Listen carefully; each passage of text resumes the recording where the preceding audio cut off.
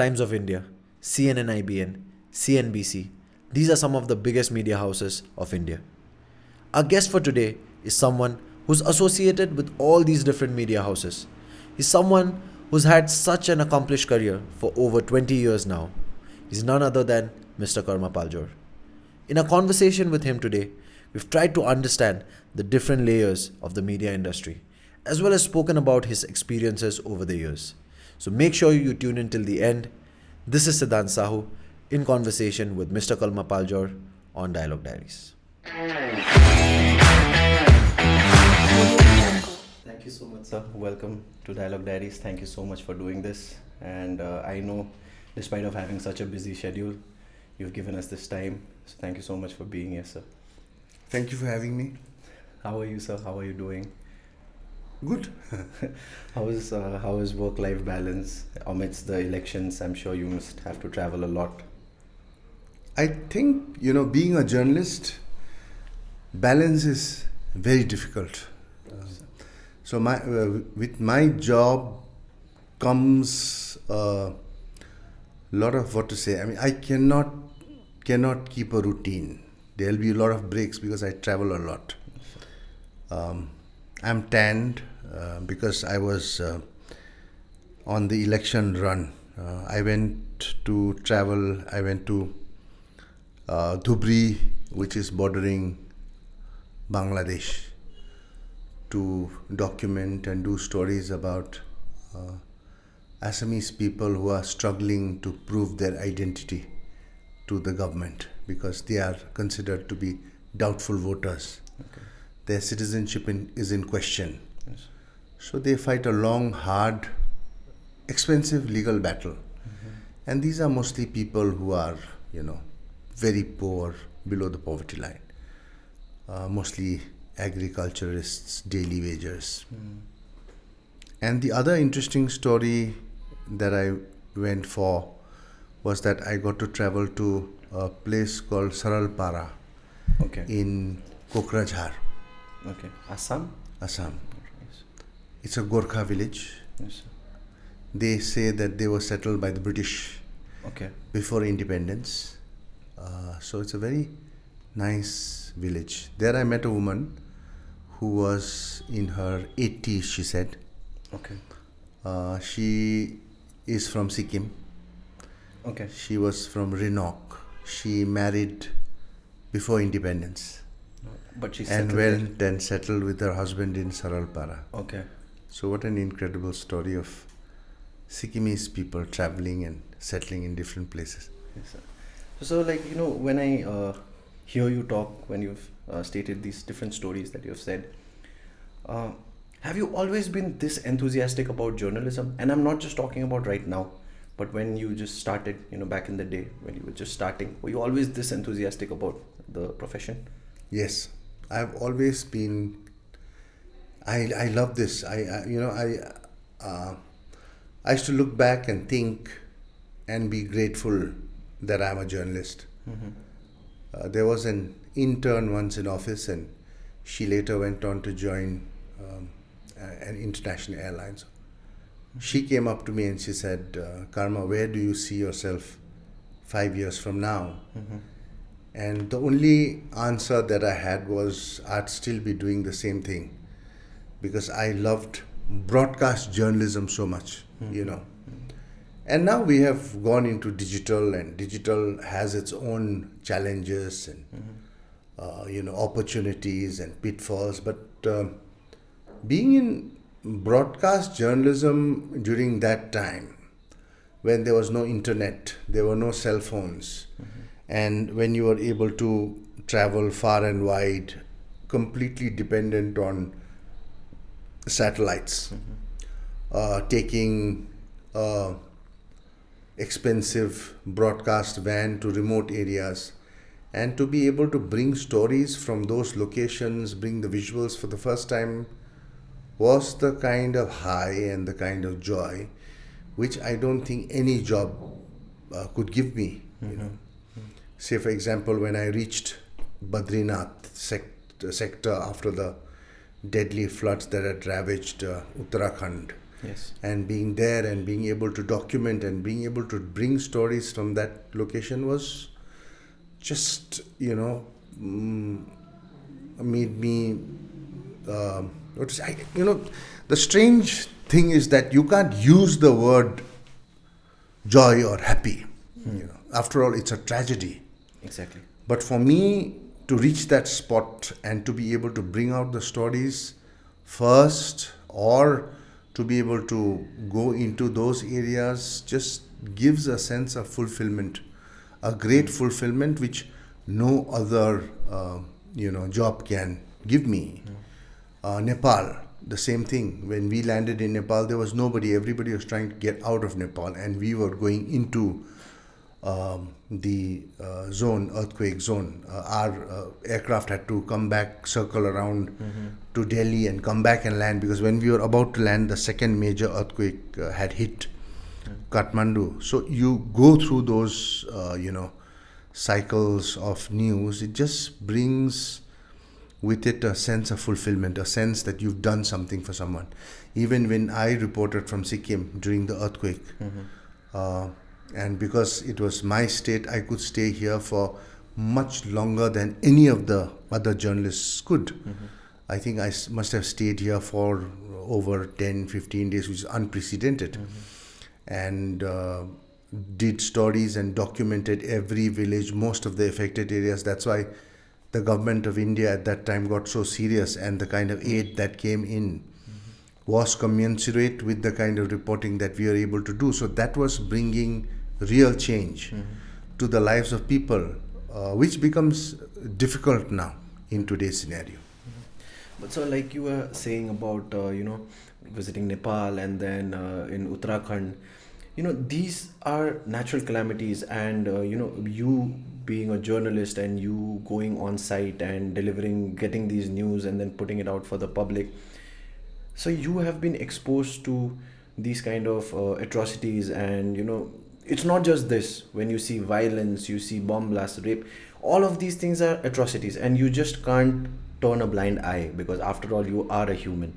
So what is the kind of mechanism that you have, or the mindset that you have when you are there and when you're reporting it against your human emotions? How do you cope up with that?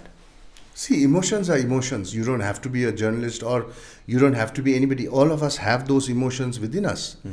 But as a journalist, the more you learn, the more you travel, the more experience you get. You have to be able to balance yourself. You have to be able to distance yourself. You are not a social activist. You are not an aid worker. Your role in a society is defined very well. Your role in a society is to report, investigate, is to question, and these are the attributes that most of the journalists have forgotten. And the most important, the most important duty that we as journalists have today in today's world is to question, is to question the authorities, is to question anybody who's in power. So when you go with that mindset, I think one of the most difficult assignments that I've had, where I felt helpless, where I felt the most challenged, was in Kashmir. So I was sent there after the attack on Uri, and I was stationed there on and off for about 3-4 months. I think it dragged on to 6 months, and my bosses did not want me to come. And there was very little I could do, in terms of reporting. There are a specific set of guidelines. And in Kashmir, it's very difficult to know who's true, what is happening, There are so many different stories. Because that area had been in conflict for such a long time, So there you question yourself as a journalist, what is your duty?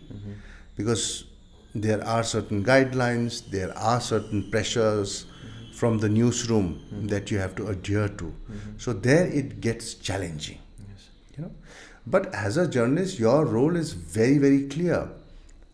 When I went into, so I was called, my office used to joke and say that, karma is a natural disaster journalist. Why is that so, sir? Because I used to be sent to all the natural disasters. For the on-site? Because somehow, maybe me being from Sikkim, I could climb, I could reach. I don't know if I've put on a lot of weight since I left CNN News 18. So I don't know if I'll be able to. I think I still will be able to. So I love to do that. So because of that, naturally I was sent to those areas. Now you decide. You are there to document and you are there to report. You are there not to help. I mean, if I as a journalist start pulling people and giving them food and trying to be the messiah, I cannot do it. I'm not equipped to do that. So there is my line. I'm not supposed to do that. The ones who will come and help are the aid. Exactly. The government, people from hospitals, maybe the disaster team, the army, they will come. My job is to document, is to report on the reality of that situation. So I do that all the time. So there I'm very, very clear. There are certain things I can do. There are certain things I can not do. That said, there are times when it becomes very difficult. Like once upon a time, there were a group of people who came to my house with a person whose both kidneys had failed. Okay. And they said, oh, you are a journalist, you are a reporter, you have to help this man. He's about to die, he's got family. He's the only one who's and he was an auto rickshaw driver in a city. And I just did not know what to do. I sent an email to my office people, to my friends here and there, and I don't know, somehow we were able to raise some money and get his operation done, blah, blah, blah. But that's not my job. That's certainly not my job. But so, like you've stated here that you were there in Kashmir, and I also know that you've gone on to the Doklam border and you've been reporting from there as well. But so my question to you is, there is only a certain amount of imagination that we can have when we think about the threats that you would have, like to your life, because you're going there, which is a high alert area. What I actually want to know is, what can possibly go wrong, and if it does, then it would be quite fatal to you as well. There are so many things that can actually happen wrong, which we as audience will never be able to imagine. But since you have been there in this field for almost 2 decades now, so how would you like to at least shed some light and let us know about actually the kind of fatality and what might be a little life threatening for you as well when you are there? I mean, you can wake up tomorrow morning, slip in the bathroom and die. That's there. Yeah. I might be walking and I might fall or get hit by a car and die. Every job comes with a certain amount of risk. Yes, I agree with you that when you are a journalist and you get exposed more to severe situations, but I think it comes with the job, and most of us, majority of us journalists who've been in different kind of situations know that, and we accept it. So there's no real planning or thinking or overthinking. It's only when we were in Kashmir, and I've got a wonderful colleague who helped me a lot there, Mufti Islah, was the bureau chief. He suddenly handed us, the bulletproof vests and helmets that you understand. Oh, you're going into a real live fire area and you have to protect yourself. But I mean, I don't know whether your face is not covered. If you have to go, you'll go in any situation. So I never think, I've always gone into the field not thinking, but just thinking about how I will do the stories, what I will do, what will I find. So when I'm going into these areas, like Doklam, I could never go because twice the army stopped me and not allowed me to go after a certain point. After Both certain- sides, they were waiting for me. I don't know who tipped them off, but the tip was good. So both sides, they were waiting for me. I tried to go from both sides. So you are prepared to go into these situations and do not think about what, where, who, what.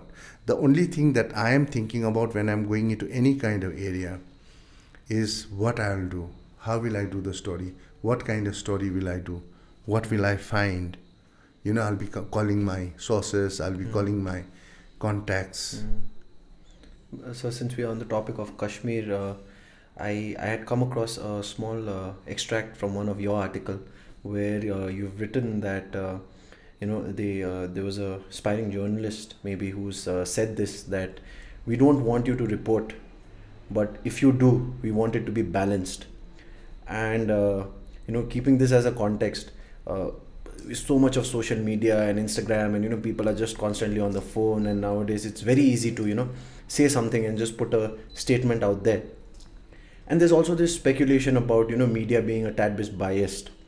But what would you have to say about how far or how close is it from the actual truth of how it is like within the industry? No, if I understand your question correctly, see, there's any media house does have a political leaning. Okay. So if we talk purely about political coverage and political reporting, so any media house, any editor will have a certain leaning. You will see where the editor is leaning to with his kind of reportage, with his kind of writing. But in the old school of journalism, there was always the one question that would slap us hard at the end of the day, that okay, you've done this story, have you asked the other side? It's a very, very simple exercise. If somebody comes and says that he has stolen 10 rupees from me, you ask the other side, have you stolen 10 rupees Exactly. from you? Now, this is very simple journalism. Very, very simple journalism. There's a give, there's a taker, there's an accuser, and then you ask the question. And but then it is not so simple.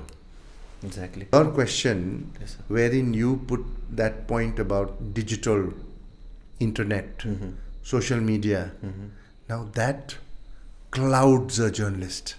Exactly.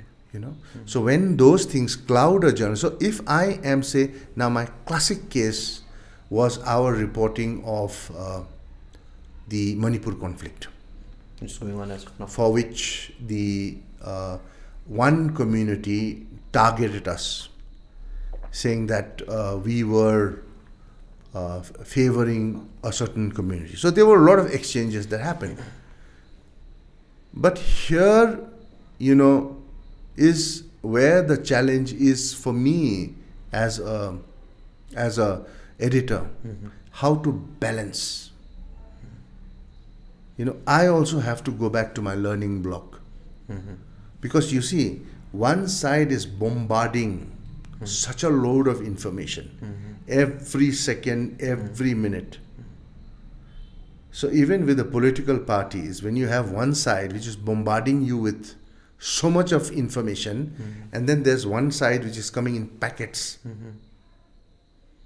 so in the war for eyeballs, the challenge for an editor is to balance.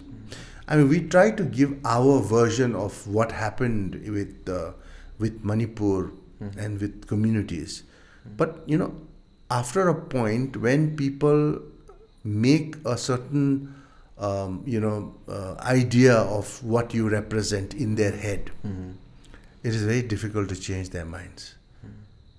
Once you think you are X, you are X, you are labeled X.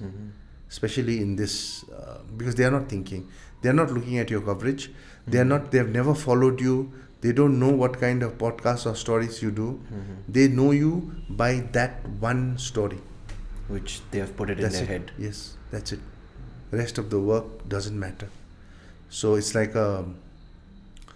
It's like a footballer who has an excellent career but loses the World Cup and is, not able to score the penalty or something like that. So And that will be blot states. I don't know if forever it's a blamed good for it. example. Yeah. Yes, sir. So, but like we are on this topic, you are the recipient of one of the finest accolades in the journalism industry, the Ramnath Goenka Award for Excellency in Journalism, not just once but twice, 2011, 2013. So my question is, in both these years, the stories that you have covered has been like it's extremely different. One is for the Air India, the other one is the, if I'm pronouncing it correctly, Fallon cyclone, Yeah. Odisha. So my question to you here, sir, is both the research and the due diligence that you would have had to do at that point of time is very different, for sure. But how do you, as a person, as a journalist, prepare for it to deliver both those stories with such commitment and such excellence in that level to the audience? Straight answer is because you love what you do. You love what you do so much so that everything excites me about that story. You put it so well that both the stories were very different. One was investigative piece which I might have started working for it for a year. I might have worked on it. It was 6 months when my editors say, okay, work on it. 6 months. Getting the documents, researching the documents, understanding. I was an aviation reporter, so I understand the dynamics of how the aircraft works, how the fueling system works, what the aviation industry is all about. So once you understand that, and then get the documents corroborating with what really happened, how so many people were able to get in and like termites destroy Air India from within. So when you're unraveling, when you're meeting people who actually wanted to save Air India, when you're meeting people who were actually passionate about Air India, when you're going to question people who may have had a role in destroying Air India. Yes, sir. It's like 1 step, 2 step, 3 step. It's very musical. It's like a very rhythm. interesting You as well. get into a rhythm. I visualize. I love visualizing. So I visualize a lot. So I have everything laid out in front of me, and then I start putting the blocks together. And for TV, you have to make the blocks interesting. So it's like a movie, I always calculate a graph where the interest of the audience will be. So if my story is like a straight line, which means a person is dead. Exactly. But my story has to have that up and down like a heartbeat. So that was the Air India story. Now, Cyclone Fallon is an event. It's very different. Did I do research? Yes, I did research. Again, my friend, bureau chief of Bhubaneswar. These bureau chiefs have a very difficult job. Bhubaneswar Jajati Karan, who's a great friend of mine, he had a big role in this because he knew the place very well. He had seen cyclones before. So he had already scoped out the place. He said, Karma, these are the stories to do. This is where people run to when a cyclone happens. This is what you need to document. This is how their livelihood gets destroyed. The story, although was for spot reporting, but it was not because we were there. I think that was the first time when television in India was reporting on a live cyclone. So we were on the eye of the cyclone. Television in India had never seen that kind of reporting. But the reporting, the award I think that I got was for the after the storm. Yes. When I went to homes, And did the when I research. visited families, when I asked them about the crop, when I asked them about the animals, when I asked them about the life after, because the news cycle moves on. So I think it was for being able to document the life or the real victims of the cyclone Fallon, because nobody remembers them. Cyclone reporting or any natural calamity is all about the rivers in fury, like in Tista also, na? The river ko shot, then you have this cyclone shot, tornado shot. But what about the people? Nobody talks about the people. Yes, sir. And so that's what got me intrigued because, like you said, it was. So these are similar stories. Ultimately, when you visualize, Uh, you go step 1, step 2, step 3, step 4. So that's what. So it's possible for you to visualize it that way, but for us as an audience, for us, like what intrigues us is like when we see the reporting of Air India, what we can see is like it has so many of technicalities because the aircrafts are involved, and of course finances will be involved, the economics, the way the business is done, and you need to have a certain amount of understanding to be able to get into what actually has happened. Because if it would be that easy, I'm sure someone else also would have done it, but you've gone deep into it. Whereas for Phylon, it is very different. It's like you said, it's an event. So that's what got us intrigued. Like, it's so different, but yet, what is the kind of preparation that you have? It's not different. It's a story. Okay. You have to be able to tell a story. Mm-hmm. Journalist is a storyteller. It's just you tell stories with facts. Mm-hmm. Not a lot of journalists do that today, but that's your job. You have to tell stories. If I make the Air India story very technical and very boring, nobody will be able to understand. Mm-hmm. So that's why whenever I sit with people and sometimes they try to explain things because they know so much about that stuff Mm-hmm. that they overcomplicate the whole story. Mm-hmm. Once when I was in Times of India, that time the first dot-com boom came. Mm-hmm. So he started talking to me about an incubation center, and he said, we are going to incubate companies and incubation, this will happen, that will happen. And I could not understand. Mm-hmm. And right from the start, God has given me this wonderful thing to just be very blunt. Mm-hmm. So I don't like to please people. If I don't understand, I stop them and I said, look here, I don't understand a word of what you're saying. Mm-hmm. The only incubator I know is the one that hatches chicks, because my dad used to be the director of animal husbandry and veterinary services, and they had put an incubator in Burmilk. Okay. Okay. So I said, what are you trying to tell me?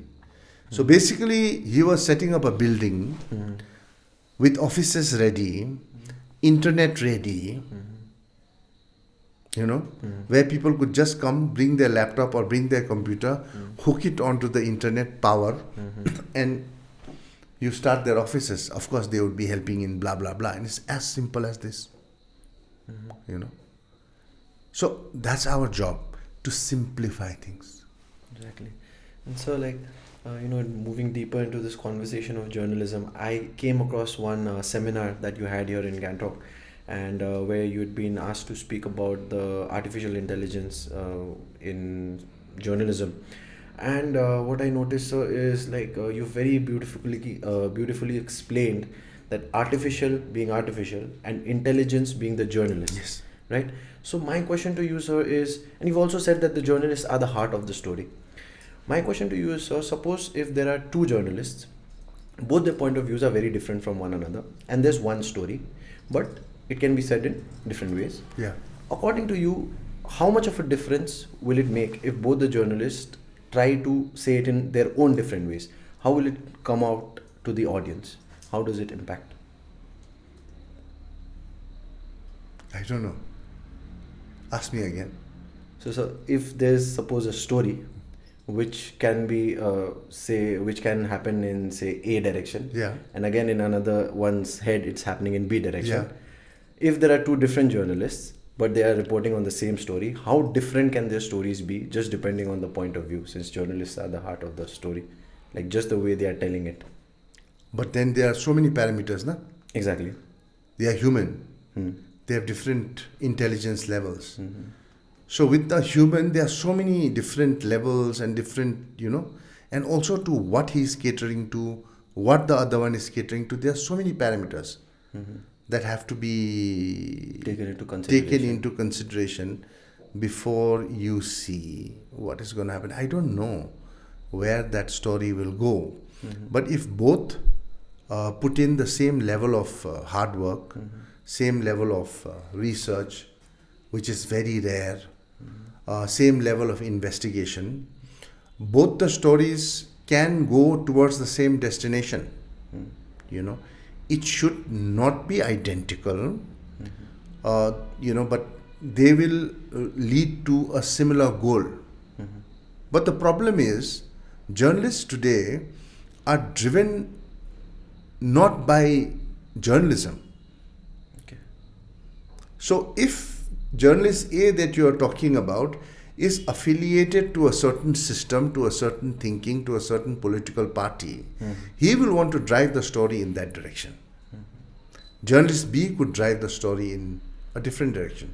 But if they are both purists and they both do their job properly, I think both the stories will be headed, to the same direction. I don't see any change. So you've also, metaphorically, you've also categorized journalism into fast food journalism and a gourmet journalism. Yeah. And it got me really intrigued, and I wanted to know in depth as, if you could kindly tell us more about this thing, that why have you, categorized it in that way? See, if we journalists don't evolve now, then we will be extinct as a class of requirement for a society. That's what, again, right at the beginning I said, a journalist is a factual storyteller. Exactly. Who will be able to drive people in and say, wow, something like this has happened. Let me read, let me see, let me view, and let me make a change, Yes. towards that, so that the POSCO cases in Sikkim become stronger, So that's the way that you need to start thinking. Slow journalism, strong journalism, well-researched journalism. Because today, everybody with a phone is a reporter.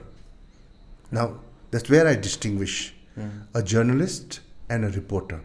A reporter will report. Aankhon dekhi. I see, hence I report. Everybody with a cell phone is now a reporter. If an accident happens, somebody is already filming it and saying, okay, 6 mile accident has happened, everybody is safe, thank God. The car is in such a bad state. Everybody knows the facts and all. So I don't think there is a need, for a journalist to do the basic. Now, journalists had to go a step further. If he is a true journalist, did the vehicle driver have a valid license? Was the vehicle in order? Did it pass all the tests of the RTO? Was all the tests done? Did it have all the certificates? Is it an old car? When was the servicing done? Was there any change on the road surface? Did the government, the road department, build the road recently? Was there a certain light which is put by the building owner that could blind the driver? So what are the possible causes of this accident? So just like a police would investigate, a journalist has to investigate. It's our job to investigate. It's our job to know. It's our job to question. I mean, you can have an army of reporters, but only a few will grow on to become good journalists. Yes, sir. So, you have been in this industry for so long now, and you have seen the highs, the lows, and the changes, the evolution. 24 years. 24. So it's long. It's very long, and you have been in the process when the world is making a transition, right, from the pre-Facebook era to post-Facebook era, and social media being so active nowadays. According to you, sir, just on your point of view, where do you think, how is the graph of journalism moving in the country? All I know is right now it's at rock bottom. I don't know if it can go down any further. And when I mean rock bottom, I just don't mean and say, oh, it's because of a certain set of journalists. It is for us all. The entire journalism community, fraternity, family, or whatever I call it, we have reached rock bottom. There was a time, even without spots, blemishes, on us, we would still rise up and call ourselves proudly the fourth pillar of democracy. Democracy, yeah. You know, where we would question. And it's easy because the first thing that they have done is taken away the voice. You know, the question is what is taken away, because there is a frenzy, there's a feeding frenzy where everybody questions you no matter how well you do your journalism. Some of us have been able to keep our heads above the water, but most of us cannot, you know, and it's very difficult. So I think we will face greater challenges. I think we will see worse. Okay. But we are going through a bad time, and it's because of our own failures and our own, fears that we've reached this level. Not because some of the journalists just stooped and crawled and became carpets for their masters. So, but back in the day when you had just started, and things, I'm sure that things were not like this, and it was very exciting. That's why you pursued this journey of journalism. But so back in the day, before you actually got into journalism, how was life like? Means, what did you think? And like, if I can, just point out to an anecdote from your life when, say, you'd mentioned about Mr. S.P. Singh. He was one of your teachers. And you mentioned that you'd written the first article which was published in his magazine, The Wall. So It was just a wall. Oh, it was really a wall. It was really a wall. Okay, I thought. And there was the little lock, and you'd open it. I think there was a glass or a cage, I don't remember. And he would put up an article with pins. It was like the Hindi wall magazine. I think it was called something. So did you, back in the day also you were very much interested into getting into journalism at that point of time as well? I had no idea. I had no idea what journalism was. The only thing I knew was that in Sikkim, journalists kept getting beaten up at that time. The press was always attacked by the ruling government or the opposition. So the Sikkim press was real, jhola. They would say, one of my teachers said, when long time back, after that, after 3-4 years, when I said I'm studying journalism in Mumbai at the Xavier Institute of Communications, one of my teachers said, Karma, you also want to become a jholadhari, people who carry jholas and kept getting.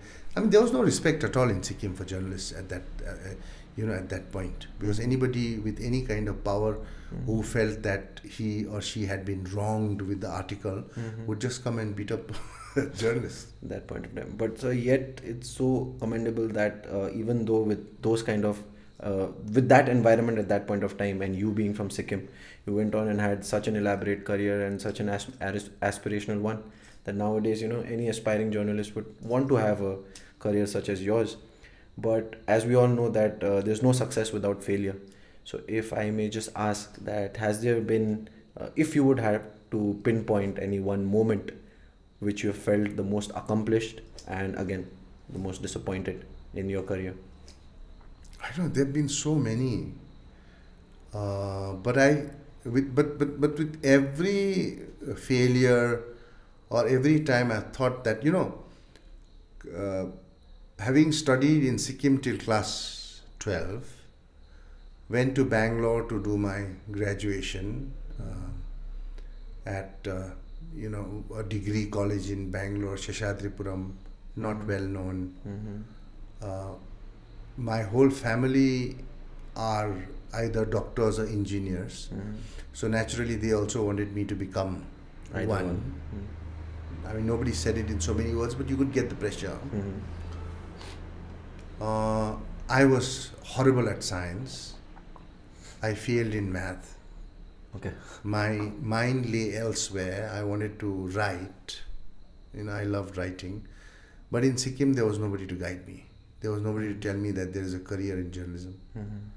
And at that moment, I happened to see the natural history shows done by David Attenborough on BBC. I think it used to come on Doordarshan. So I think he indirectly inspired me to tell stories. So that's where my journey began. So from there on, I went to college, and second year I became editor of the college magazine in Bangalore. So yeah, so ups and downs. I don't know if I can call it up or down. It's just been a gradual happiness, index which has gone up, up, up. I mean, there have been a lot of challenges. And then one editor threw a script at me more than 15 times. He was like, go, write again, go, write again, go, write again, without telling me what was wrong with my script. And this has really happened to you? Yeah, without actually telling me what's wrong with the script.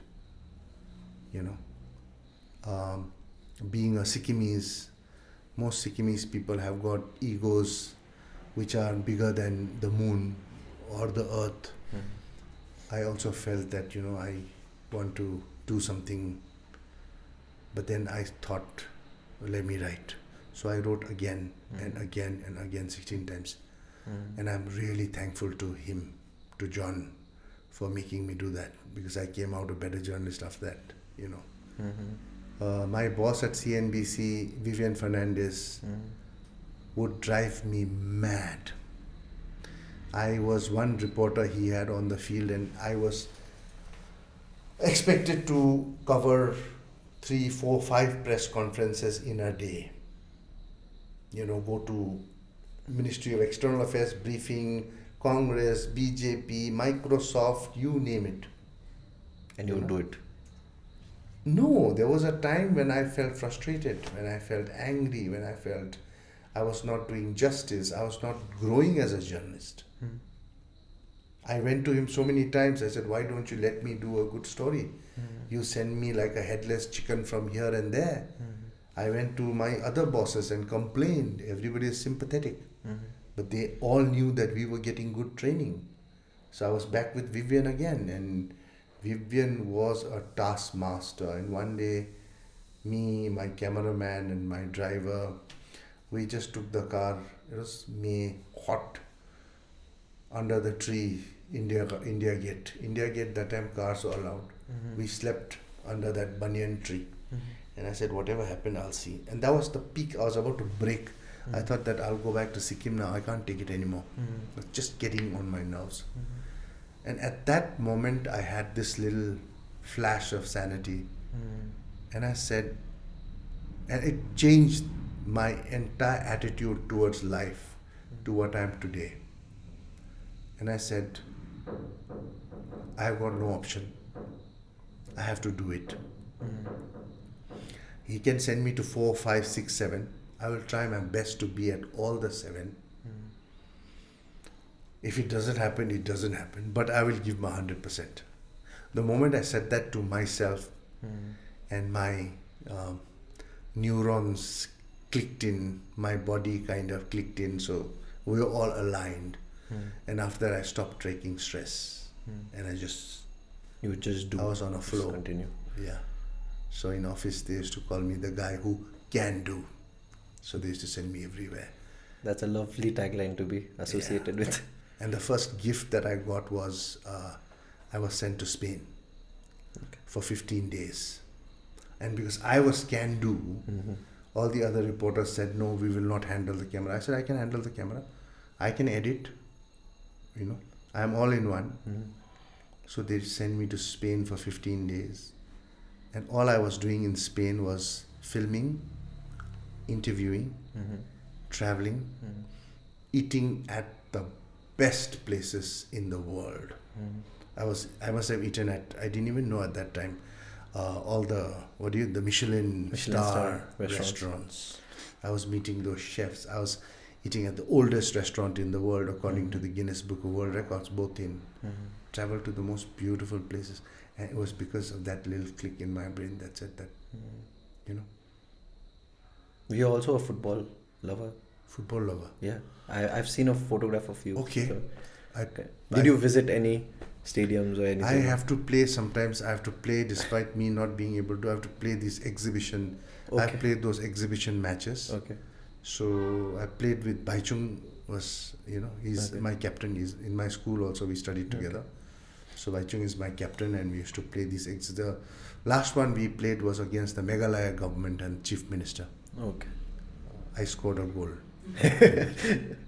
But so, so much travel and work and everything. But what does Mr. Karma Paljor do when he's not working? How do you rejuvenate? How do you get back to your, calm down and just relax? So when I was working with CNN-IBN and used to get a good salary, I used to have a bunch of friends. We used to do aero modeling. Have you heard of aero modeling?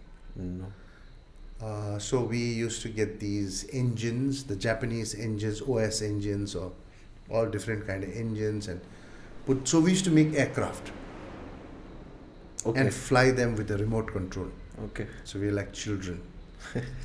So it's like putting together a real aircraft, because all the aerodynamics, all the structure of the aircraft, the movement, the controls, all are like a real aircraft. The only difference is that you are sitting on the ground and watching your aircraft fly around. I used to land them. I used to have my own workshop, get friends, help. We used to build it. We had a field in Gurgaon. My friends are still there. They fly. They send me videos every Sunday to make me jealous. So when I moved to the Northeast, I had to give that up. Hopefully, someday soon, I will be able to pick that hobby up again. I do simulator training. I was a avid aviation reporter, so I have flown on various aircraft as the co-pilot. Not in training, not anything. So but just as somebody who was observing. But I how have was the done feeling of simulator training. being into it, being in the aircraft? The luckiest one was when I flew on the F-18 Super Hornet. The aircraft that the Navy flies off their what do you call them? The ships. So I have flown on a Super Hornet with an American pilot and done all the maneuvers. So you must be having a lot of adrenaline barrel when you roll, go there. I did reverse, I did whatever little I knew, the maneuvers I knew I could do on that aircraft. So I was very happy, and I did carry a plastic bag on this side of my suit, so that if ever I thought that I might throw up, I could use that, but I did not didn't have to have to. use it. It's like flying, it's like being on a motorbike in the sky. But I don't think so everyone will be able to do that. But so then, when you had just started your journey as a journalist, your field is such that you get to meet so many dignitaries and such high officials and bureaucrats. At any point of time in your initial days, have you ever been intimidated by someone who's like a little above the stature, maybe some bureaucrat or some politician? You are always intimidated because you are very scared as a young reporter. But one of the things that I learned early on from it's I think I keep telling everybody these days, do something that you are scared of doing, that you don't want to do, that makes you uncomfortable. Dar ko bhagao. I don't do it often. I need to do that again. So I used to, and that time there were no cell phones, so you had to use the dial phones. Exactly. So as a young reporter, I used to call all kinds of places, asking for interviews, exclusive interview and all. And it was quite a scary experience, I've called everybody from Amitabh Bachchan to everybody I've called, saying that I'm Karma Paljor, I'm a journalist with Times of India, CNBC, I want an interview. So that helped me. One uncomfortable things which you're totally uncomfortable, just do it. Just go up to the Home Minister's office, just stand outside the Finance Minister's office and do a piece to camera, if there's a reason to do it. And then the Finance Minister once came down, his P. Chidambaram, and shouted at me. He says, Karma, I'm the Finance Minister of the country. Do you expect me to look after the stock markets? I am not responsible for the stock markets if they are going down. Don't stand outside my office and say all these things and all that. Finance Minister is not responding. So, it's not, I don't know, intimidated is the right word. I think it's nervousness of a young reporter who's new to the field. You are nervous, but you get used to it. And that nervousness drives you to do better. Always be prepared. But eventually, I think you do No, overcome it. you don't. You don't? I'm still nervous. Even today? Yes. I mean, not as in today, right now. Even but today also, I'm nervous. I don't know what you're going to do. I think it should be the other You're way walking around. me up that gully, maybe you shoot me or something. How do I know, yeah? I've never met you face to face. Yes. We only spoke on the phone and I promised that, okay, Yes, sir. I'll come down. So you always, and if you're on the edge, it helps you. Always want to do more. That's what I see. And that's what I need to do more. But along these years, you've been in the industry when you were there in Times Now India, then Times of India, Times of Now India, India. Times of India, then CNBC, then again in CNN-IBN. But sir, after this, was it a conscious decision that you made along the period? Did something happen during that time that you wanted to end your career there and then start as a co-founder of East Mojo? 2004, when I went for when I got the Shivling scholarship to study in the UK, that's when I said, and that's when I thought about this for a long time. I said that Northeast needs its own strong media house. Every region has a strong media house. South, Chennai, Bangalore, every region has a strong media house. So I wanted to give, and I still want to give, a strong media house to Northeast. So that was the whole idea behind starting East Mojo. And I thought about it for a long time. 2004 I thought about it.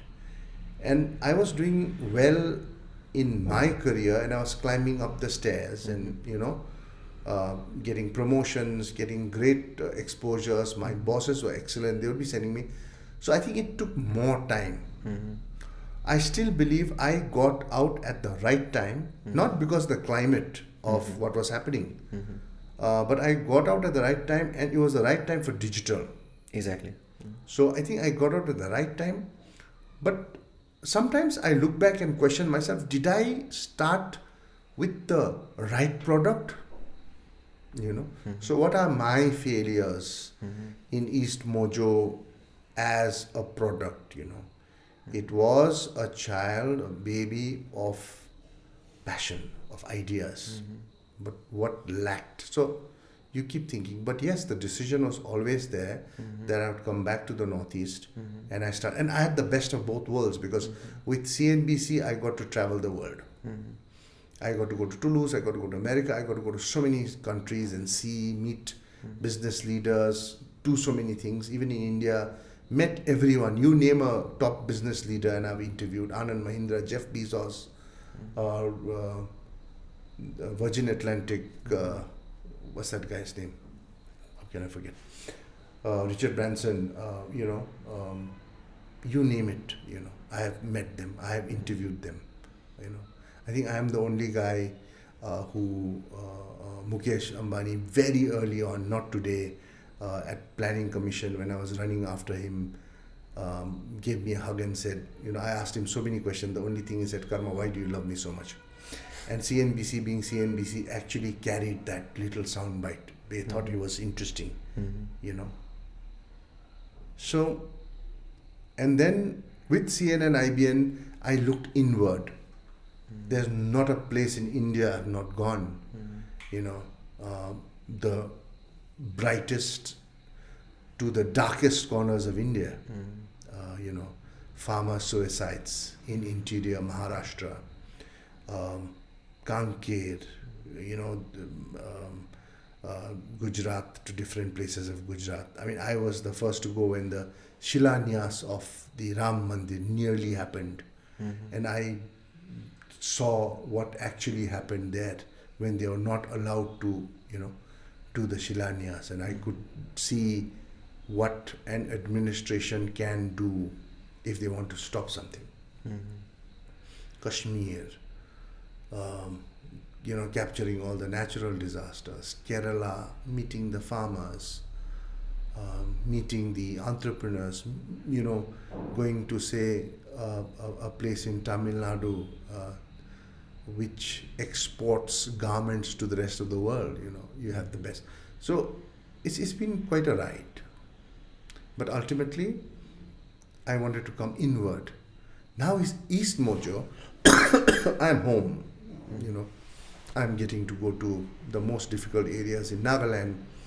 I'm getting to go to the most remote areas of Arunachal, and seeing such diversity and seeing all the challenges, makes me happy again.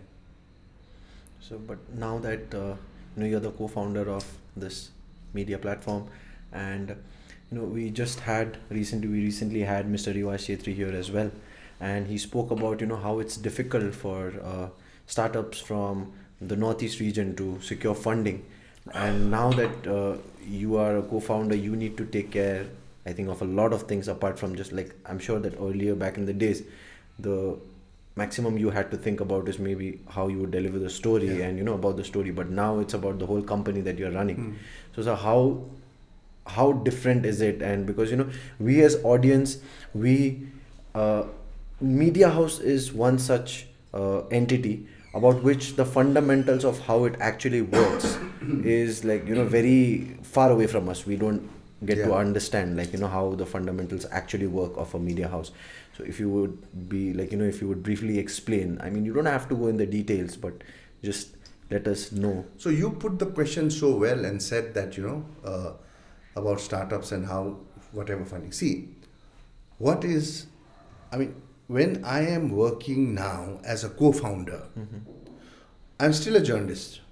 I'm still driven by journalism. But I also have to look after so many people who are dependent on me for salaries. Exactly. I have around 25 people whom I need to look after. And the days are not great. And what Riwaz said is right. You don't get funding. But my learning of the last 5 years of East Mojo is that you can go bang, bang, get secure funding, get grants, this, that. Nothing is going to last. Nothing is going to last. Everything is going to come to an end at a certain time. So right from the start, when you take the first step, think like survival from day one. Because your money that you have raised, the money that your core investors, your angel investors, your aunts, your friends, your best friend's father may have given you, is going to come to an end someday. So right from the first day, you have to start thinking about revenue. So that's where in the Northeast, most of us startups went wrong. In the metros, it may be a different story, because they have the numbers. Exactly. I am making a soap. My soap is great. I am in Delhi. Immediately, I can find crores of buyers. That market I don't have in Gangtok. That market I don't have in Kohima. I don't have in Ukrul. I don't have in Mon. I don't have anywhere else or Itanagar. So I have to think about my family, my ecosystem right from the start. This is my ecosystem. We have to play in that ecosystem. So my biggest learning is that from day one, I had to somehow run after that dollar. पैसा त आउनु पर्यो नि कहीं न कहीँबाट. So if our startups are focused on that, you will go through that period. The first period is growth. You hire, you think what you'll do. This is what you have, a certain vision, you have a certain dream for your business. That after 5 years you'll do this, after 6 years you'll do that. But the problem is most of us are not able to check early on. For me, the check is 6 months, check. Could I reach what I set out to do? But I never ask myself, okay, wow, I've got 50,000 followers on this. I've got I got 1 million, 2 million views, or people who come and read my stories on eastmojo.com, On YouTube, I have got so many subscribers, subscriber base is growing. I was, okay, this check is going on fine, that check is going on fine, this check is going on fine. At the same time, relentless attack should have been given on my revenue. Paisa hai kya hai na? Follow the money, follow the money, follow the money. So I think that's the only way that we can grow the startup ecosystem here as well in the Northeast. No, here that's the only way. You don't have the market, nobody's interested. They'll immediately ask, oh wow, you're starting startup, great idea. How many customers do you have? What is the population of Sikkim? 6 lakhs. Not enough growth. Yes, sir. So it was so nice and so refreshing, and we got to understand so much about journalism through from you. And but before we would wrap this conversation up, we usually have a repeat question where we are trying to get our viewers to understand that if there's success, it never comes without failure, and we are trying to make them understand. Usually we see success stories, but what we are trying to highlight here is you need to understand the stories of failure as well. That only if you can fail graciously, then will you be able to someday succeed. So if there would be one piece of advice that you would like to give to the upcoming aspirational journalist, or maybe anyone who's planning to have a career in the field of journalism, or not just journalism, be an entrepreneur or anything, what would that be? What would that piece of advice be? I already gave revenue. I mean, I'm very open about it. With East Mojo, after 5 years, I have reached a stage where I may have to call it quits. If things don't work out. Expectation was that, okay, I've had such a stellar career in journalism, done so well, and my venture would be an immediate instant success. Wasn't it? But that's not how it turned out. I had a lot of backers. I had people who put faith in me. I had grants come to us. I had partnerships with YouTube. I've had partnerships with Google. But despite all that, my revenue did not kick up to the level that I wanted to. So after 5 years, I'm still burning money. So that's my biggest failure till now. That my own venture is failing right now. And I am trying my best. I am going to pivot. But why, how, other questions, which is kind of, for me, a way forward to where I'm going to go. And the challenge is that every time I ask myself those questions, I go into a very dark space. It's not happy. So to be able to come out and say that I'm going to pivot, I'm going to fight. I still have this, I still have that. So it's getting more and more difficult. So that's why I'm saying, especially in the media world, because nobody's going to help you. There are no ads in the Northeast at all. There are no private ads. The only ads or whatever they come are government. All the successful media ventures, majority of the successful media ventures are successful because of government aid in the Northeast. Anybody who's tried to go it independently is failing miserably. So that's why my advice would be to startups, to anybody. You don't even have to use that fancy word as startups. Anybody who's getting into business, get into making money from day one. And it's what the best businessmen will teach you. If you can't make money, you better stop. Thank you so much, sir. Thank you so very much for doing this. It's an absolute honor and a pleasure to have you here. It's not every day that we get to sit and have this level of conversation with dignitaries such as you. So thank you so much for doing this, sir. It was an absolute pleasure to have you. Thank you. Thank you, sir.